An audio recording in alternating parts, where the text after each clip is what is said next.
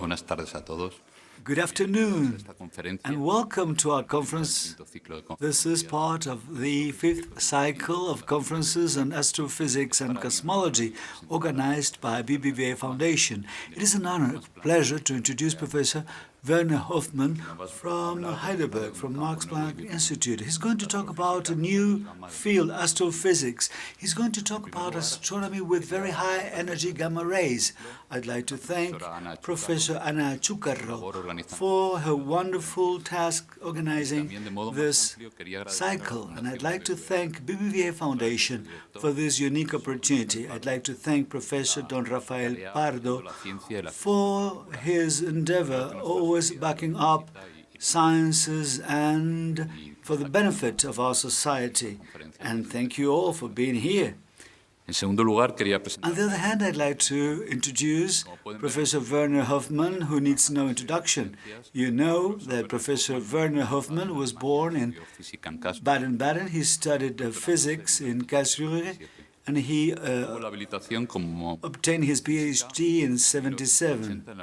In '80, at the University of Dortmund, he got the outstanding position. From '81, he received a Heidelberg scholarship, and from '84 to '87 worked as assistant and associate professor at the University of California, Berkeley. Since '88, he is the director of the Max Planck Institute for Nuclear Physics.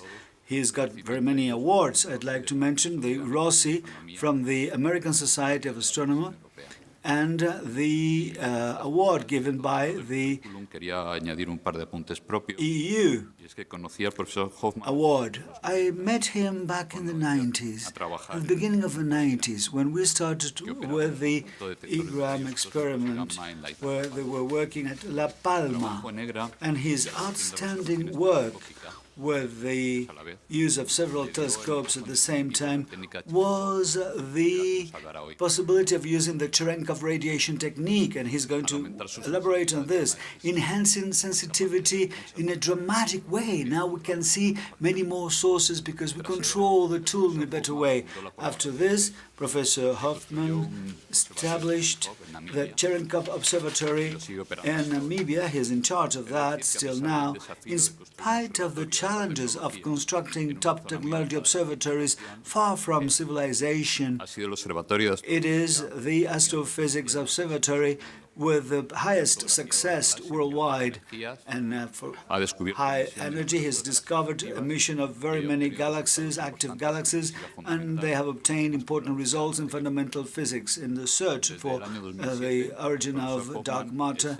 And he is the spokesperson of the consortium constructing the network, the CTA network, the array, where we work more than 1,200 researchers to construct a new generation of Cherenkov radiation-based observatories. And I was impressed. I'm always impressed by his knowledge on physics, his organizational capacity, logistics, and his wonderful capacities. And he's an excellent lecturer, as you will see all. So, last but not least, I'd like to tell you the importance of something that looks exotic, like astrophysics with very high gamma rays. The importance for Spain. For many years, 30 years, since the end of the 80s, when we didn't know about objects emitting, cosmic objects emitting gamma ray, a group of scientists from Germany decided to use the infrastructure existing at La Palma at that time, which was for optical telescope support, and they installed there at the Pueblo de los Muchachos the experiment we've mentioned. And since then, La Palma has been the core of the particle astrophysics. And whenever we have a good seed, we get a good crop and fantastic results. And that was established for optical telescope, and now we have gamma rays physics also. After that, with the Hess Observatory, MAGIC, for more than 10 years, obtained important results because they observed the northern hemisphere, and Hess is studying the southern hemisphere with important participation of Spain. I'd like to say that Spanish community working on that includes more than 100 scientists. Nowadays, the consortium, CTA, has decided to construct in La Palma one of the two big observatories, and it's one of the most important infrastructures based in Spain. They have started now with the earthworks. You will follow this. There is a website, and you would see the way they had progressed and what they have achieved. And I'm sure that you will get many news about it. This is why we would like to thank Professor Hofmann and his availability for giving this lecture in front of all of us. This is important not only for knowing scientific knowledge, but also for Spain and the scientific progress of Spain. Without further delay, the floor is to our dear Professor Werner Hofmann, and let's enjoy the very interesting lecture on astronomy with very high energy gamma rays. Thank you.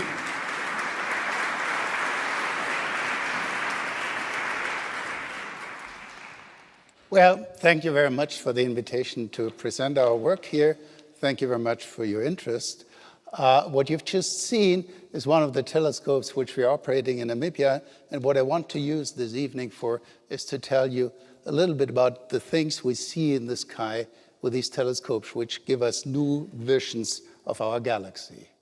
So, of course, you all know these wonderful pictures which optical telescopes deliver of the sky. They're just great, but one should also be reminded that the optical light, which we see, the light which we see with our eyes, which ranges from the red light to the blue light. Red light has low energy per quantum, low frequency. Blue light has high energy, high frequency.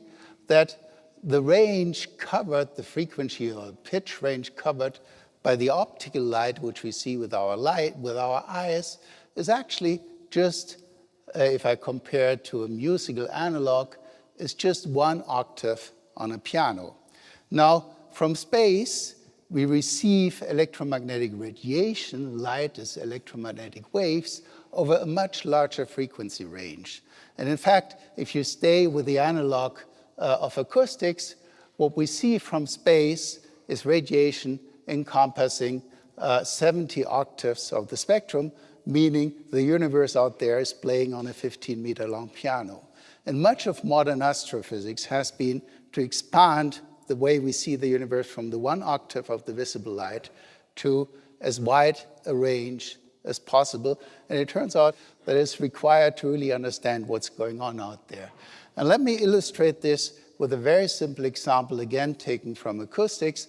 What I want to do is I take a familiar piece of music and I cut out just 1 octave of the frequency range. So that's like the visible light which we see from the universe. So let me just place this. Let me see if it works. So this is music, 1 octave. It sounds horrible. You don't recognize what it is. Whereas if I now switch to the 10 octaves of normal music, which our eyes hear, you immediately recognize what's playing there. And so this is really, it's the same thing with modern astrophysics. You need to cover all this frequency range to really appreciate what's going on out there in the universe. So, of course, beyond this scale of electromagnetic waves, there are other messengers. There are gravitational waves, there's neutrino radiation, there's cosmic rays, which all cover similar frequency spectra. But at least so far, only light, electromagnetic radiation, provides images of the universe, which is why much of the effort concentrates on these electromagnetic waves. And what I'll be talking today about is sort of the rightmost 2 meters of this 15-meter-long piano, which is something which only in the last decade we've sort of understand to listen to. So that extends the sounds which we hear from the cosmos, so to say, to the very high-pitched sounds, to the very high-energy quanta. What makes this range particularly interesting is that normally the frequency or the color of radiation depends on the temperature of the emitting body. If you see red light, it comes from something which is around 800 degrees hot. If you see yellow light, it comes from something which is 1200 degrees hot.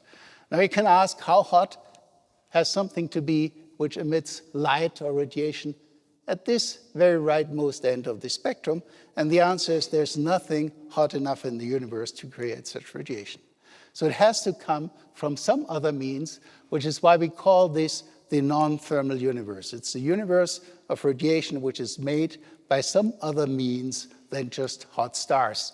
And one of the issues is, what is this universe? What are the particles in it? How is this radiation generated? And this is what I want to tell you about today.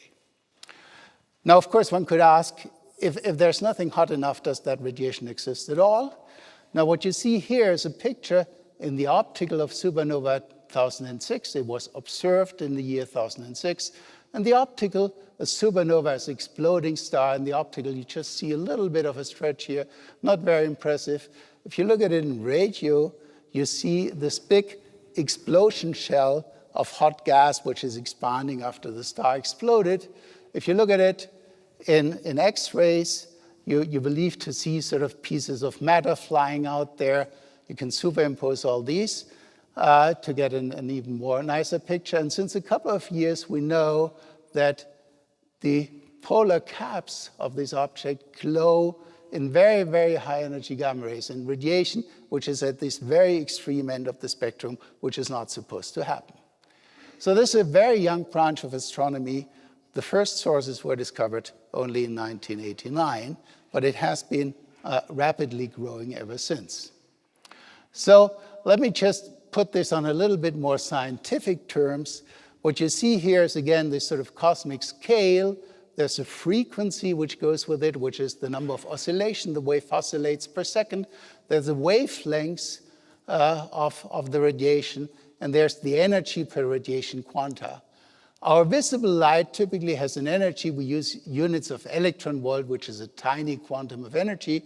Our normal light has about 1 electron volt, has a wavelength which is slightly below a micrometer and oscillates about 10 to the 15 times per second.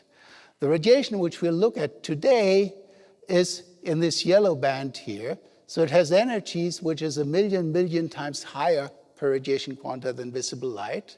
It has a wavelength which is a fraction of the size of an atomic nucleus. And the radiation sort of makes 10 to the 26, 10 to the 27 oscillations per second. So once more, I'll sometimes mention this unit, electron volt, which is sort of the unit of a quanta, the energy of a quantum of visible light. And what we'll be talking about up here is 1,000,000,000 electron volts. That's also called a tera electron volt, 10 to the 12 electron volts. That's sort of the most extreme kind of electromagnetic radiation one is able to see from the universe these days. So that was one motivation. We're trying to open up a new wave band onto the universe. And whenever you open up a new wave band, you learn new things. There's, however, a second kind of motivation. And this second motivation has a very specific goal. It is the quest for the origin of the so-called cosmic rays. Now, what are cosmic rays? Well, the Earth is continuously bombarded by particles from outer space. These particles, called cosmic rays, are atomic nuclei, so they're hydrogen nuclei or iron nuclei. They're of extremely high energies. They reach energies which are many orders of magnitude higher than the highest energies reached in accelerators on Earth. When they hit the atmosphere, when they hit atoms of the atmosphere, these nuclei break apart, and they form cascades of secondary particles. They don't reach the ground. We're shielded by our atmosphere. Now, these cosmic rays were discovered in 1912, over 100 years ago, and even today, we're not quite sure where do they come from.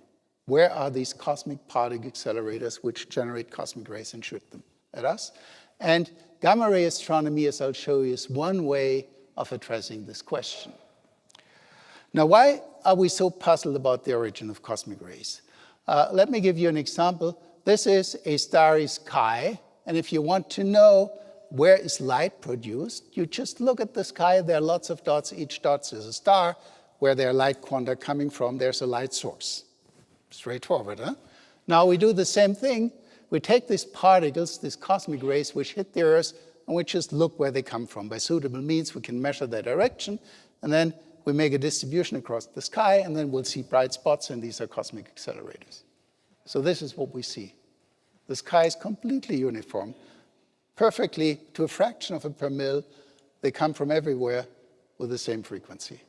So somehow there seems to be no source of cosmic rays or no cosmic accelerator which we can see. Now, the explanation is actually quite simple. Assuming there would be one of these cosmic particle accelerators, whatever it looks like out there, and it takes an atomic nucleus and it shoots it towards the Earth. Now, an atomic nucleus carries an electric charge, and space is full of magnetic fields. And a charged particle in the magnetic field, like in the old TV machines, is deflected. And so this particle does not fly on a straight path to Earth, it meanders. And by the time it arrives on Earth, it comes from a direction which has nothing to do with the direction towards the source. So we see a completely random, completely flat-looking sky because these magnetic fields randomize all directional information in the cosmic rays. That's why it's so difficult to understand where these cosmic particle accelerators are located. Cosmic rays are quite important. While they meander through the Milky Way for millions of years, they, for example, ionize interstellar gas. They result in formation of complex molecules. So they sort of possibly even drive the evolution of something like life in the end. So for this reason, Victor Hess, who discovered cosmic rays in a balloon flight in 1912, was awarded the Nobel Prize in 1936. So obviously, out there in the universe, there are somewhere particle accelerators which accelerate particles to incredible energy. And the question is, we don't see them. We'd really like to know what they are. Now, one, it turns out, is pretty close by, which is the sun. What you see here is the SOHO satellite. That's a satellite taking pictures of the sun, particularly of the solar corona. The central part is sort of blinded, is blacked out here. Now we take a little movie where you see a solar eruption going on here. And now this is a time-lapse movie. A couple of hours later, this picture has all these kind of very strange, grainy structures. This is, if you look at the time scale, it's a couple of hours later. What's happening there? Well, in the solar eruption, particles are accelerated. They travel for a couple of hours until they reach the satellite, and then they hit the photosensor chip in the satellite, and each time a particle crosses this chip, it leaves a white dot, or if it just flies along the chip, it leaves a line. So the sun is a cosmic particle accelerator. However, as we know nowadays by measuring these particles in more detail, this is a pretty miserable cosmic accelerator. It doesn't reach very high energies. So we need to do something, need to look for something better. And if you talk about accelerators, more energy always means bigger. If you build a more energetic accelerator, it's always bigger. So we need to look for really big things. And one of the big things proposed to be cosmic particle accelerators are supernova explosions. This is Tycho supernova, an exploding star, which was observed here in 1572. It is now a gas ball which has a diameter of 50 light years. It's expanding with a small fraction of the speed of light.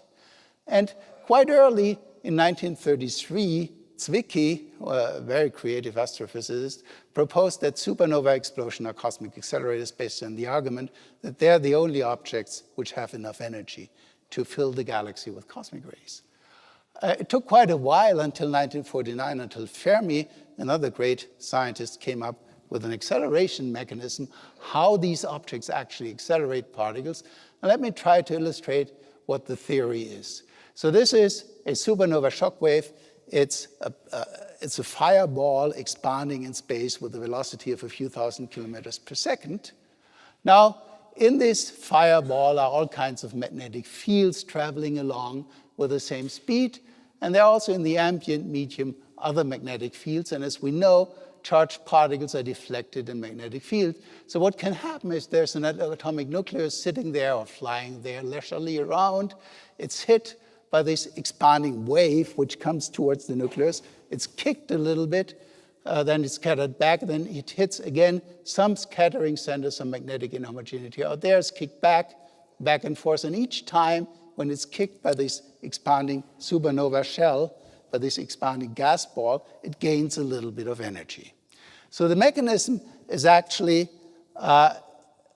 could be illustrated as playing tennis with a truck which is advancing towards you. So you play the tennis ball against the windshield of the truck. Since the truck is moving towards you, the ball comes back with a slightly higher speed than it had before.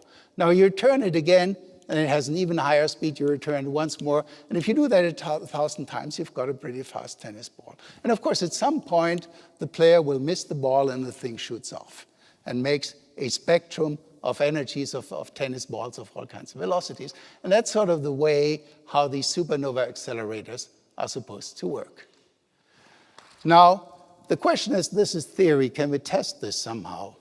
And that's where we get back to gamma-ray astronomy. So this is an exploding supernova. A particle is caught in the shockwave, is accelerated to high energies. It meanders through Earth, comes from a completely different direction, has lost all its information.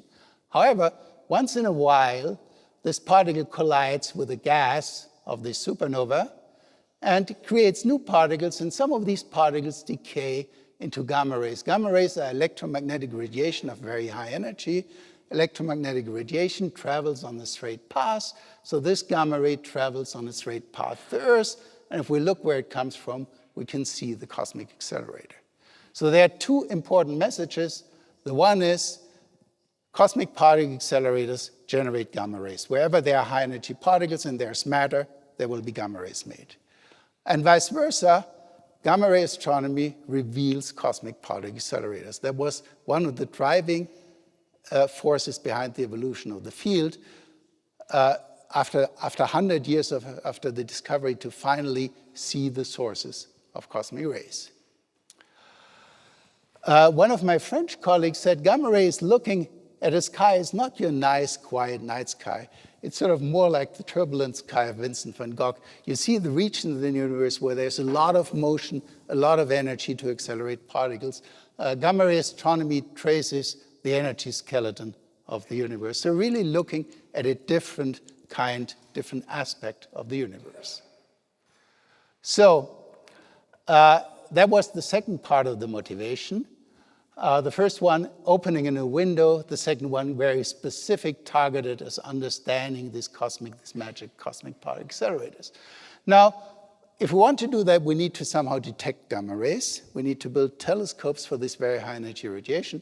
And that's what I'll cover in the next slides. And I'll take you through a little tour of astronomy, starting with optical telescopes, which are this visible, detecting the visible light and generating all the nice pictures, or most of the nice pictures which you see.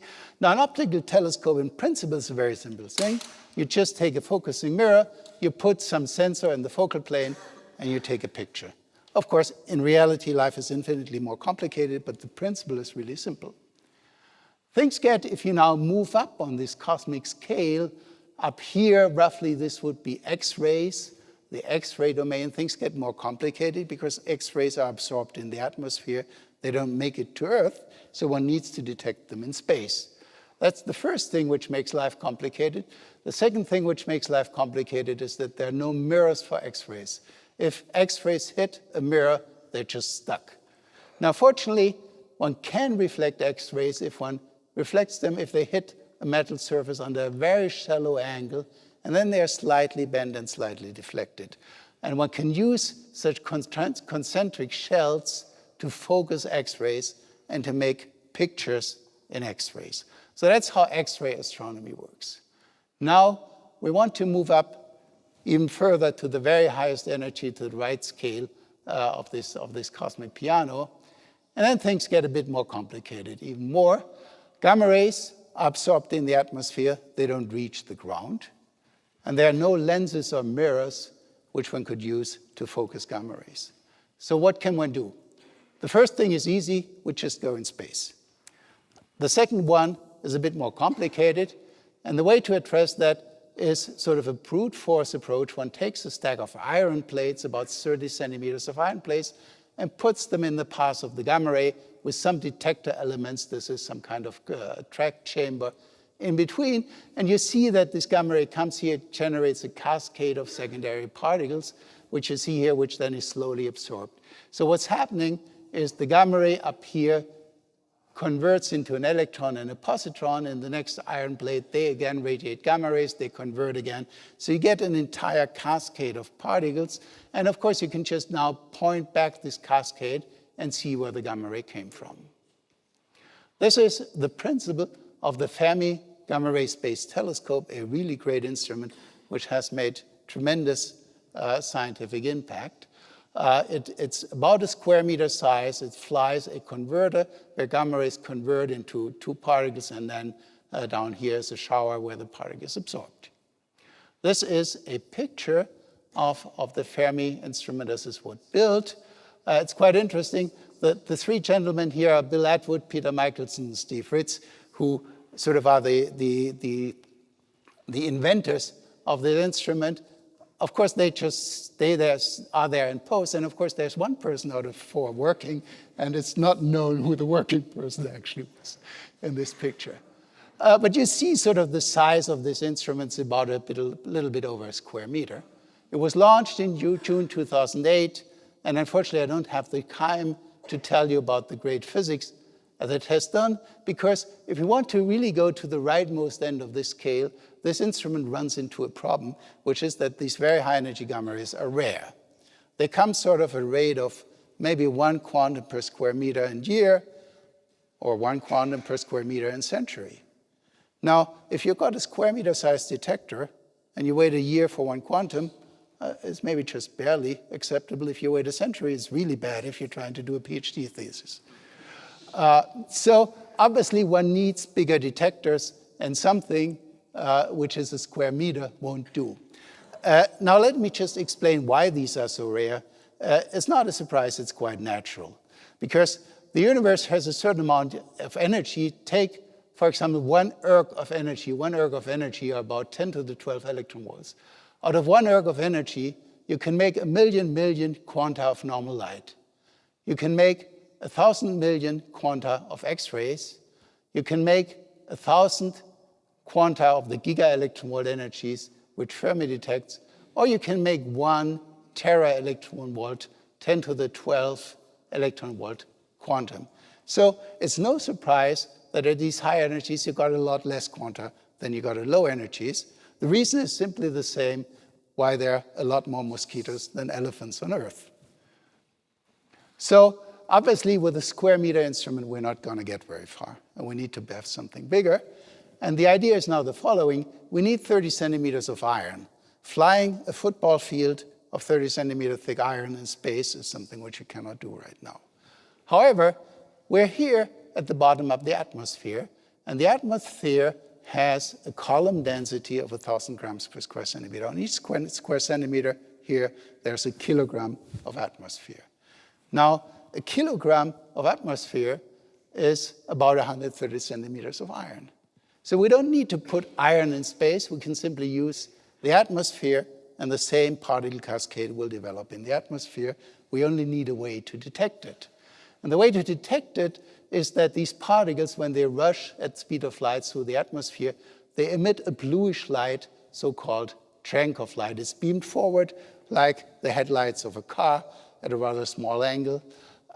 It's emitted, it's kind of the optical equivalent of a sonic boom. It was discovered by Pavel Cherenkov, who for that got a Nobel Prize in 1958. On the ground, it sort of illuminates what we call a light pool of about 250 meters diameter. And you may already have seen, or at least seen on pictures, Cherenkov light, if you've once seen pictures of a nuclear reactor core cooling down, there's always this bluish glow. That's exactly the same. This is high energy particles rushing in the ambient medium, generating this bluish kind of light. So it's exactly the same light, except here we use it to detect these particles. So the effect of the cascading of gamma rays in the atmosphere and the Cherenkov light is that a gamma ray leaves kind of a bluish, really a meteor track in the atmosphere. Now turns out it's very faint. It's a few photons per square centimeter per square meter out of this meteor track, and it's very short-lived, some nanoseconds, some billionths of a second. So it's not as easy to see as a normal meteor track. But the principle is the same, and let me just summarize it in this slide.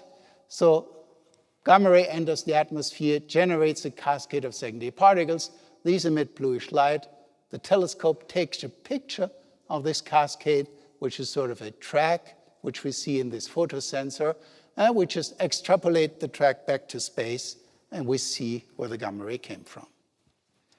Now, the one thing which is important to understand is that these telescopes don't take pictures of space. They take pictures of tracks in the atmosphere, meteor-like tracks. And we point back, so one picture corresponds to one point in the sky where one of these gamma rays was made. It's not yet a picture of the sky, it's just this picture tells us here is a gamma ray coming from.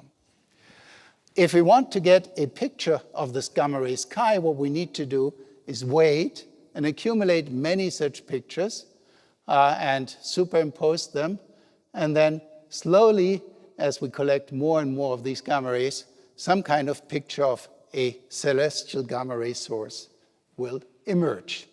Like it's here, this is a simulation one of my students generated. And of course, as you might recognize, this is not a celestial object. It's simply the logo of our institute, translated how it would look like if you see it in gamma rays. Okay, but that's the principle. So these are non-trivial experimental efforts. There are right now 3 big telescope systems which do this science. One is the high-energy stereoscopic system called HESS in Namibia, the MAGIC telescopes on the Canary Island of La Palma, and the Veritas telescopes in Arizona. Now, for Spain, of course, not only because of the location, but also because there's a very substantial and important involvement of Spanish scientists who've moved this telescope and this science forward. Of course, for Spain, in a sense, the most important is this MAGIC telescope on La Palma. On the other hand, I work for, or with, or I founded maybe, the other experiment. So what I'll tell you in the following uses pictures from HESS, but sort of the science and the principles is the same, and they're both very successful. To get there, you fly to Windhoek, which is the capital of Namibia. Then you drive for about an hour and a half on a gravel road into the so-called Comas Highland. You should not get distracted by the wonderful dunes of the Sosufle, which is a little detour. You should also not drive too fast. We typically lose 1 car per year because, I mean, these are gravel roads. The first half hour you go at 60 kilometers, the next half hour you go at 80, then you go at 120, and then you hit a sand pit or something. We tell our people go slowly, some do, some don't. Fortunately, nobody was seriously injured. Well, assuming that doesn't happen to you, at some point you see the plateau of the Gamsberg at the horizon. It's a table mountain which was once meant to house the European Southern Observatory. For various political reasons, it didn't come to be.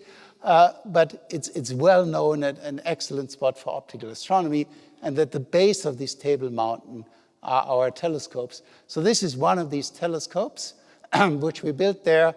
It has a big mirror made out of multiple facets for cost reasons, focusing light on this light sensor, which we call the camera. And of course, it has a telescope mount, which allows it to point at any place in the sky.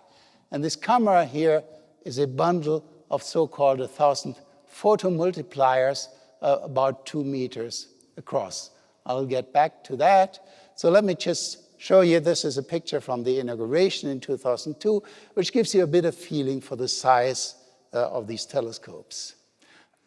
So just to relate how these telescopes functions once more to things which you're probably more familiar with, a photographic camera, our mirror has 100 square meter collection area compared to a few square centimeter of your typical photographic lens.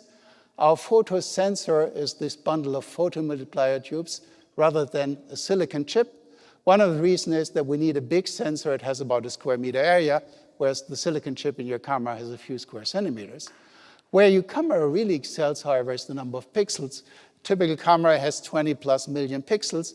Our telescopes take relatively coarse pictures. They have only about 1,000 pixels. But what they do is they allow very short exposure times, essentially of the order of 10 to the minus 8 seconds, 10 nanoseconds, whereas your normal camera goes down to maybe a thousandth of a second. And these short exposure times are very crucial, and they're also demanding. Why are they crucial? Well, this is a picture of the sky taken with an exposure time with a 100 square meter telescope of 1 millisecond, sort of the limit of a modern camera. And what you see is nothing. You just see noise. And the reason is if you have a 100 square meter mirror to collect light, even a seemingly dark night sky is not so dark. There's a lot of photons coming from the night sky. The only way you can get rid of that is making the exposure time shorter, because the light from the cascade arrives in the very, very tiny light interval. And if you catch just this interval, the thing gets better. So now if we take a microsecond, the millionths of a second, well, maybe there's something emerging. If you go down to the 10 nanosecond exposure time, then you see the image of the air shower. You also see that it's a relatively coarse pixelization. So we don't resolve these images terribly well, but sufficiently well. Now, the sensors which we use are so-called photomultiplier tubes, and they're connected to electronics which records the signals at gigahertz frequencies, and that allows us these very short exposure times. So again, this is a time-lapse movie of how these telescopes work during night. They point at a certain point in the sky, they track that region of the sky, and they collect all Cherenkov light flashes, which come from that. They're recorded and then analyzed in a computer. Now, we do have not just one telescope, we have 4. The reason is the following. We don't, as I said, we don't take pictures of the sky. We take pictures of the tracks in the atmosphere, and we want to know where these tracks point back to. Now, if you want to know the direction, say, of this pointer, and you close one eye, you see only one projection. You cannot tell, or I could with one eye not tell this orientation. I can tell this one. So you need always multiple views. That's why nature has given us humans 2 eyes. And it turns out in this case, if you use 4 eyes, you do even better. And then we use, instead of a brain, we use computer systems to fuse these images into a 3-dimensional image of the cascade.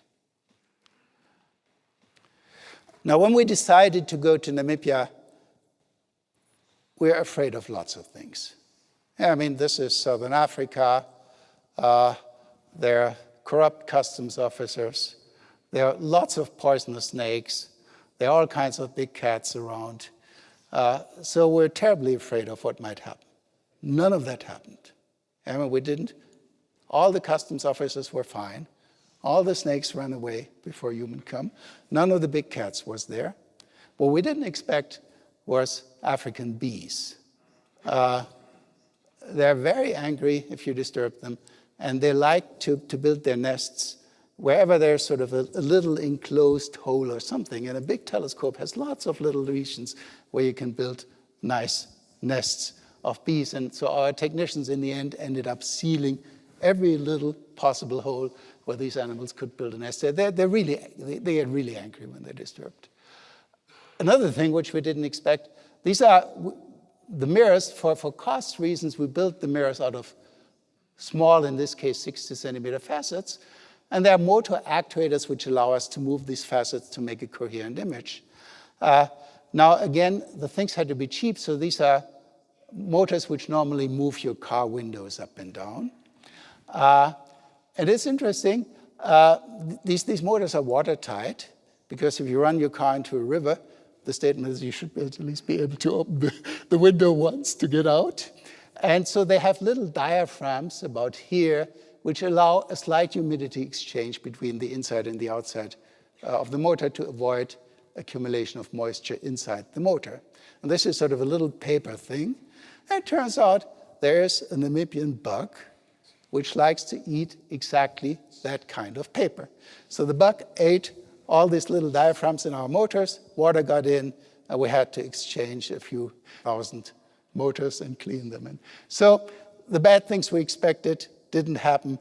a lot of unexpected things happened. But overall, I must say it was a very pleasant experience. So now, of course, the question is, what do we see? How does the sky look at these extreme energies? Well, this is a picture of the Namibian sky. You see here the Milky Way, one of the telescopes pointing at the Milky Way. This is how it was in 2002. After 10 years of collecting data, we're able to superimpose on this optical image an image of the gamma-ray sky, and it looks like this. So you see in the Milky Way, contrary to the optical, where it's sort of a diffuse structure, you see it very clearly lined all along the Milky Way. There are TV gamma rays, very high energy gamma rays produced, which means all along the Milky Way are cosmic particle accelerators. That was the first big surprise of this thing, because before one was expecting that sort of particle acceleration in the cosmos is a very rare thing. It happens sort of after a supernova for a short time, but that's it. That's not the case. The whole Milky Way is full of cosmic particle accelerators, and one can identify individual objects. They got names which say, they're called, you can't read it, Hess, J something or other. Hess means we've discovered it. J something or other is the coordinate where the thing is. And I said each of these objects is a cosmic particle accelerator. Really surprising that in a domain where one would have expected to see a handful of objects, one sees quite a large number. Just panning along the Milky Way, you see these objects, you see that they're rather complex shapes. Most of them, sorry that this is not moving quite smoothly, most of them actually are fairly big. In real life, they're tens of light years across, so they're really huge gamma-ray emitting regions in our galaxy. And just to illustrate how this field has evolved over the last 2 decades, 1989, I mentioned it, the first object was discovered. Nowadays, we're approaching, this is not quite up to date, we're approaching about 200 objects. So what started as a rather exotic search has really become a new branch of astronomy. And I take a certain pride that with our telescopes, we've discovered about 2/3 of the known objects in this energy range. What was also nice that in a study of scientific citations, these telescopes were in 2009 ranked among the top 10 observatories worldwide, together with the ESO telescopes, together with the Hubble Space Telescope, together with other telescopes which cost about 1,000 times as much. That was a really nice success, and it sort of signals that there's a new field of astronomy on the rise. So the first question is, of course, theory tells us, and I showed you this mechanism of the moving truck, that supernova explosions and what's left after a supernova explosion, these gas balls accelerate particles. I've shown you that one. This is supernova 1006. It's in our galaxy about 1,000 light years away. And yes, it glows in gamma rays, so there are very high energy particles accelerated in the 2 polar cups of this remnant, not all around. One can understand that it's a little bit too complicated to discuss it right now. Another object is this one, which has the nice name ARCS-J1713. And here, for the first time, we're able to see in gamma rays the shell of a supernova remnant. This thing, if you could see it with your eyes, would in the sky be as big as the moon. And this very clearly demonstrates that there are very high energy particles being made all around the shell of this remnant. So the supernova remnant is very clearly accelerating particles to extremely high energies. Supernova explosions are cosmic particle accelerators. Now, we're still grappling with some of the details, whether they really explain quantitatively the flux and the energy spectrum, but I'll gloss a little bit over that and tell you what else we see. This is sort of a 2 degree by 2 degree region of the gamma ray sky. Again, a region in our galaxy about 1,000 light years from us. And here we see three objects. In this case, the color, normally color encodes intensity. Here it encodes the energy of gamma rays. So these objects emit somehow different energy. Gamma rays, if you ask what is there in the sky, it's not a supernova remnant. It's a pulsar, another pulsar, and a pulsar in a binary system. So somehow, pulsars accelerate particles, and a lot of the sources are such objects. How does that work? Let me just explain to you what a pulsar is. So this is a supernova explosion. Now, sometimes when a supernova explodes, part of the material collapses to a very dense so-called neutron star at the center of the supernova remnant. So this would be a neutron star. This has the mass of the sun, roughly. It's condensed to a 20-kilometer size. It's the density of an atomic nucleus. In the process of condensing it, the sun, or the star before, rotated rather slowly. Stars rotate relatively slowly. Now you bring all this material together into a very small volume. And you know that from ice skaters, if you do a pirouette and you move your arms towards your body, you spin up. And exactly the same thing happens. Now this thing spins up because it shrinks by well over a factor thousands in size, so many thousands. It suddenly rotates about 10 times per second or even faster. So you got a compact object, the mass of the sun, rotating 10 times per second or faster. And also the sun, before it collapsed, or the star, had a magnetic field. This magnetic field was distributed all across the surface. Now suddenly all collapsed, and all the magnetic field lines need to come out of this little body, which means there's an incredibly dense bundle of field lines out there. And so the magnetic field is a million times bigger than the magnetic field we have here on Earth. These are some of the biggest magnetic fields in the universe. So what we have now is we have a very compact object with a giant magnetic field, and it rotates, it spins that giant magnetic field through space. And whenever you spin a giant magnetic field through space, you basically got something which behaves like a dynamo, the dynamos which you used to have at your bikes, at least in the previous generation. Again, there, something rotates, there's a magnetic field, and generates electric voltage. Now, your dynamo on the bike generates about 6 volts or so of voltage. If you put in the numbers, the size of the magnetic field and the speed at which this rotates, you come up that this generates a voltage of about 10 to the 14 volts, 1 with 14 zeros. And in a potential of 10 to the 14 volts, you can terrifically accelerate particles to very high energies. Again, there are lots of details which we don't understand, but that's sort of the basic idea. This thing is an incredibly powerful voltage source, and that voltage accelerates particles, and that particles make gamma rays. And for example, this object here, again, this is a pulsar, and that feeds with accelerated particles the region which is about 100 light years across. So you got a big ball of about 100 light years across, filled with high energy particles, pushing all the other material aside, being fed from this pulsar. So in total, we have about 80 or so objects in the Milky Way. They're binary stars which rotate around each other with a period of a couple of days, which produce periodic signals. They're the shells. They're the pulsars. There are cases where inside a supernova there's a pulsar. There are a few cases, or in fact sort of half, where we're not quite sure what it is because there are too many possibilities.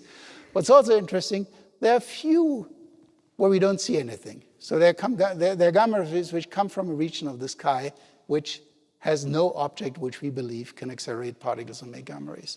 So there's something, either we haven't looked deep enough, or there's some mysterious other mechanism like dark matter annihilation which generates gamma rays. We'll see. Now I should say current instruments, this is the distribution of gamma rays, of gamma ray sources in our galaxy. And you see that we sort of see the solar neighborhood. We don't look very far away. That's not because there are no cosmic accelerators elsewhere in the Milky Way. It's just because our current instruments are not sensitive enough to look very far. So we can look a couple of thousand light years. The more surprising is that there are other kinds of sources which are 100 million light years away, extragalactic, much, much, much, much further away.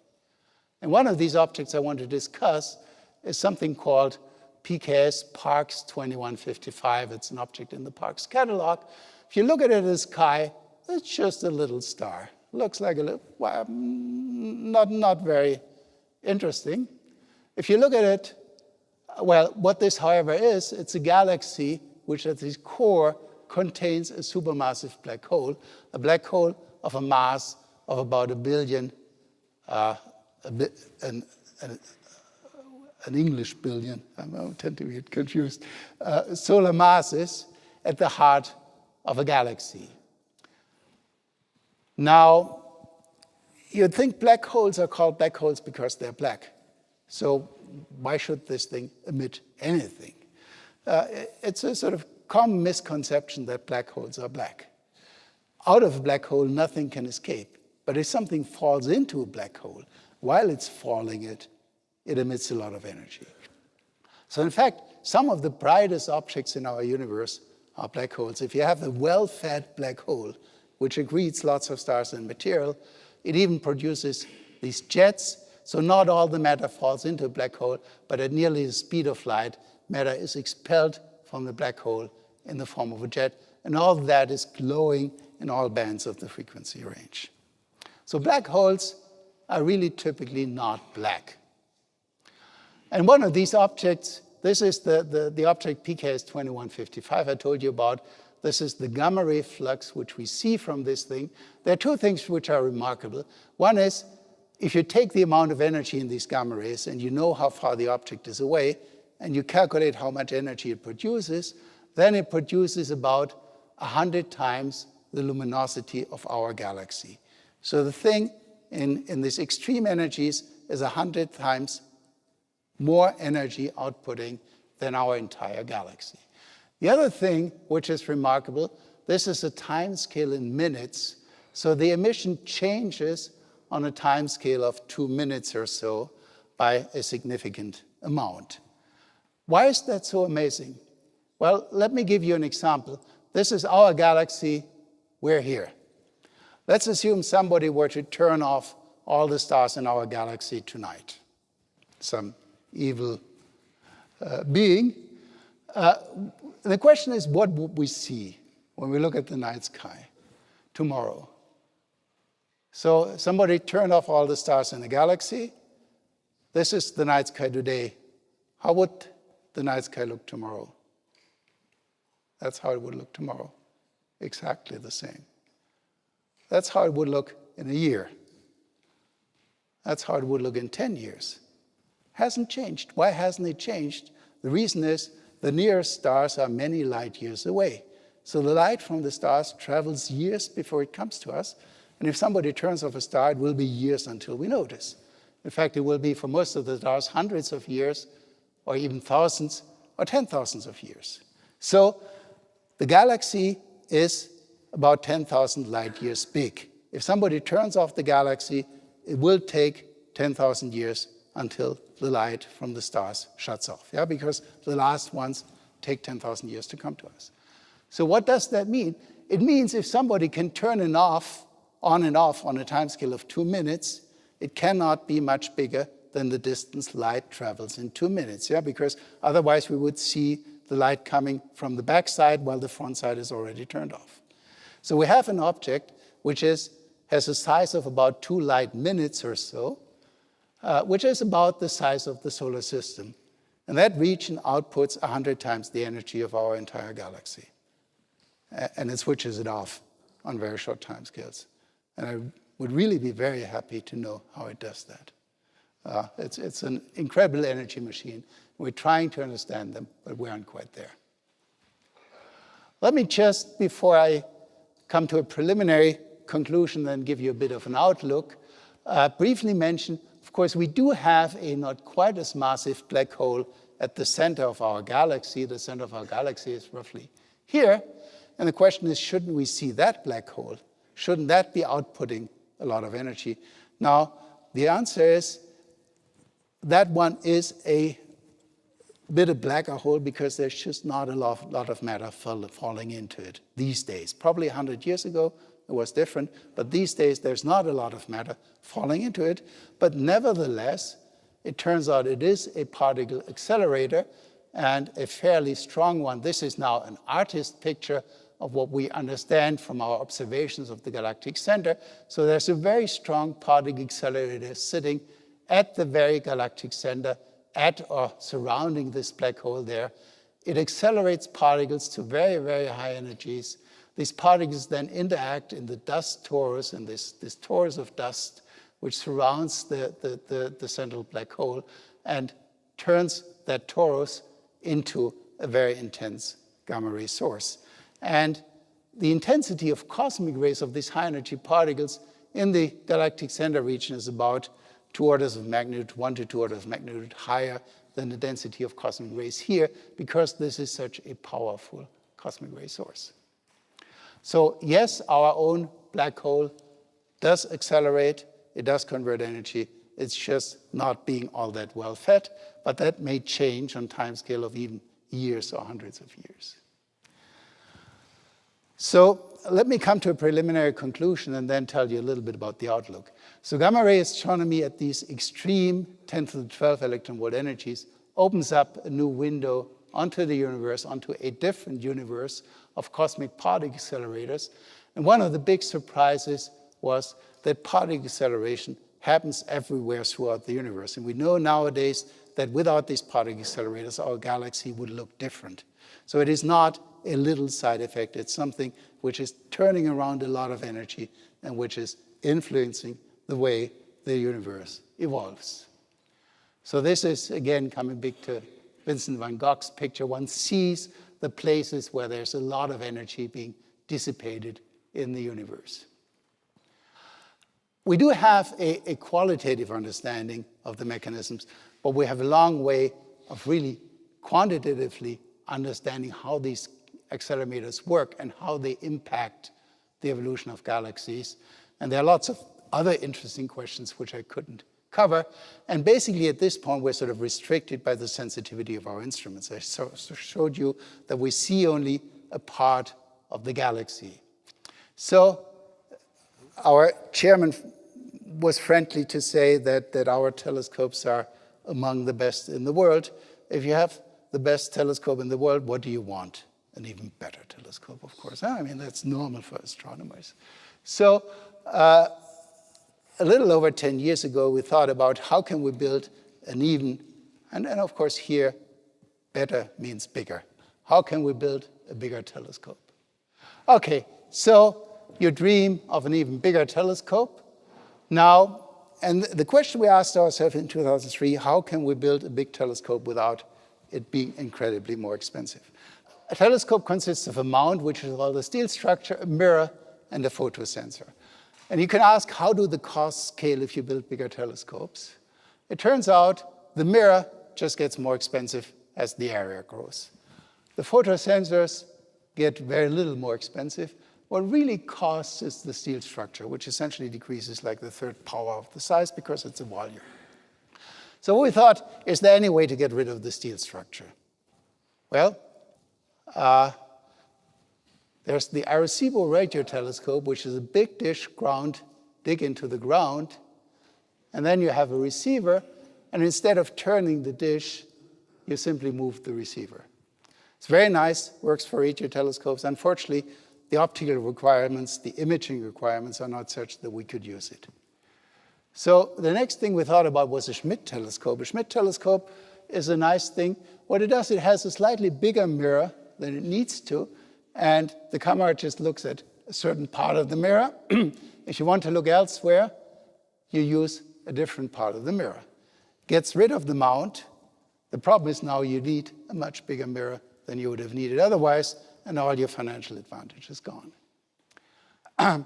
Then we came up with the hexapod idea, which has been realized for small optical telescopes, which is you use 6 hydraulic actuators to be able to move a telescope dish around. Now, in our case, this is a 100-ton steel structure, which is about 30 meters wide. So moving that on hydraulic actuators, sort of in roughly that speed, that's about real time, is not completely trivial. After quite some search, we found a company in Austria who actually designed the hydraulic system capable of doing that. And we looked at that, we discussed it, and we got scared. Yeah, I mean, this thing is pumping cubic meters of oil around. If there's a little leak somewhere, just the safety system avoiding the whole thing tilting over.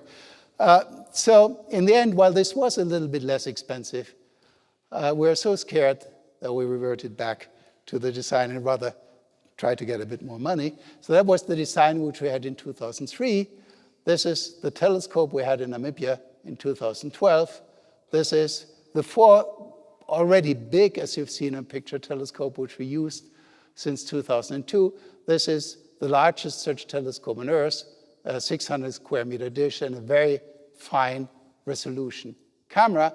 And let me just show you a few pictures from the construction of this telescope, because that was quite an experience. So here you see the steel structure. This looks a little bit odd. What this is the mirror dish, the structure which holds the mirror, and what this is the mount which serves to turn the telescope around. Now, normally what one does is one assembles the dish on the side and then lifts it into the mount. It's much easier than building the dish inside the mount. Why did they do that?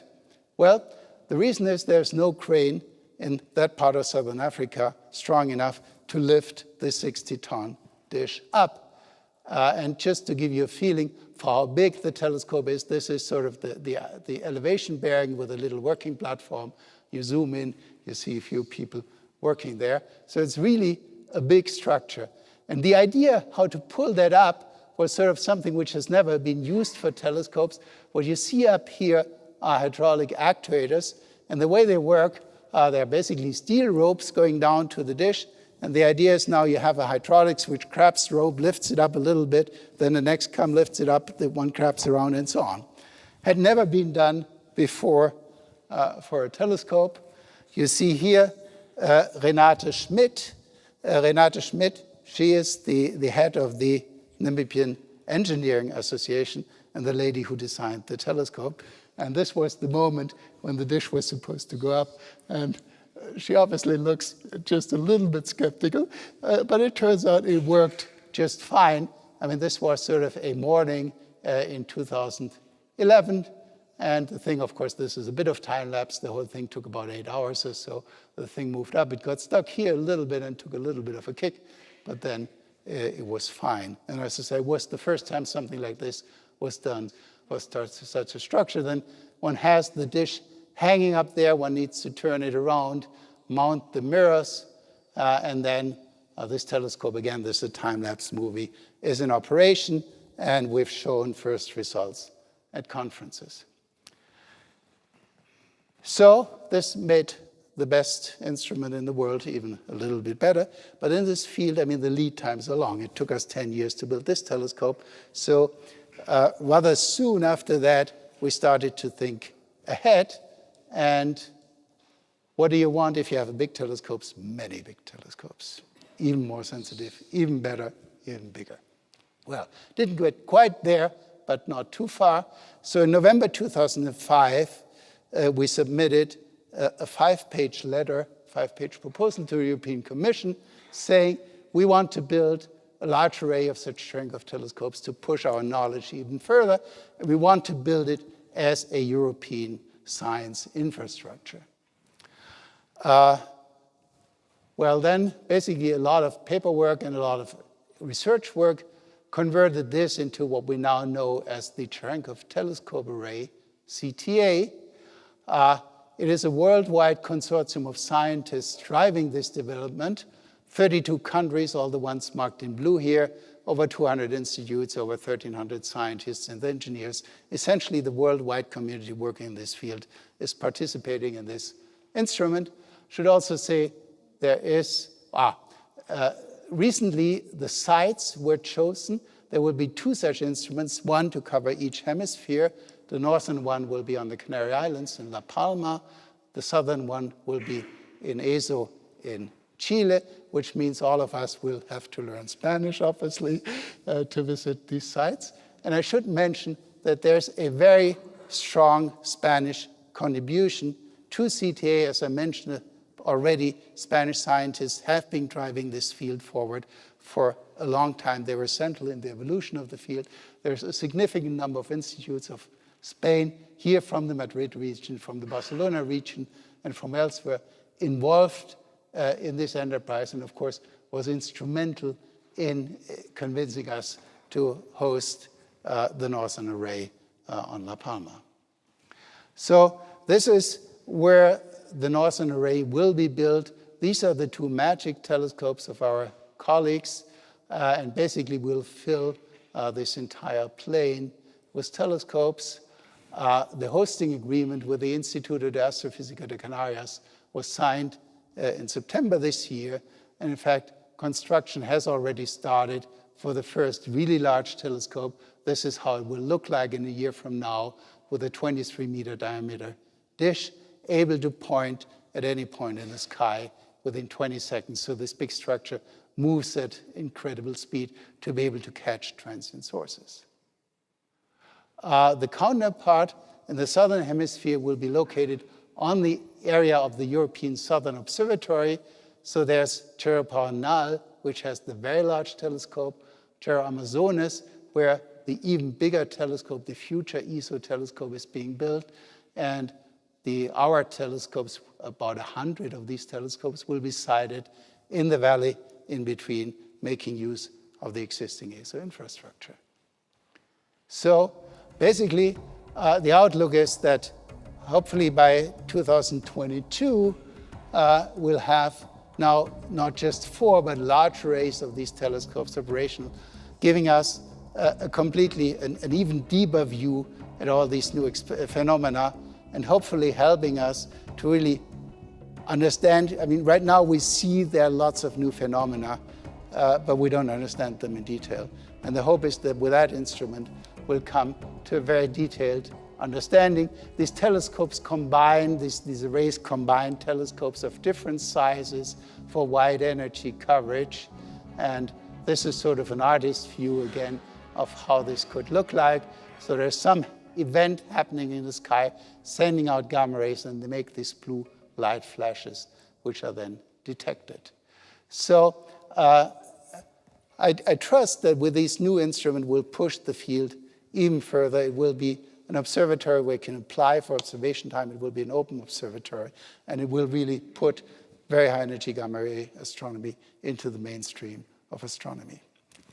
So thank you very much for your attention.